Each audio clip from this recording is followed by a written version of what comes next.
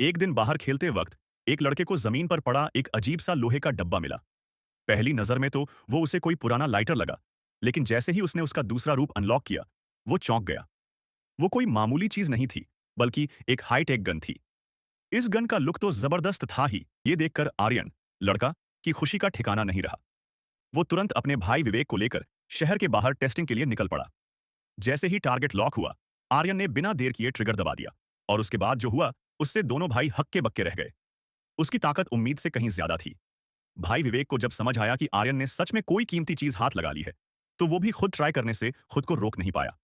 लेकिन जैसे ही उसने गन उठाई, ट्रिगर अपने आप लॉक हो गया, और वो बाल बाल अपनी उंगली कटवाने से बचा।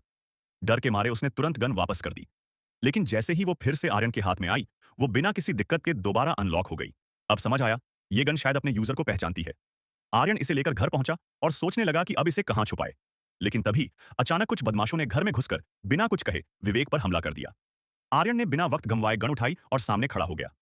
लेकिन बदमाशों को लगा कि वो शायद किसी खिलौने से डरा रहा है, और उल्टा उसे ही चैलेंज कर दिया, चल बेटा चला इसे। अब जो हुआ,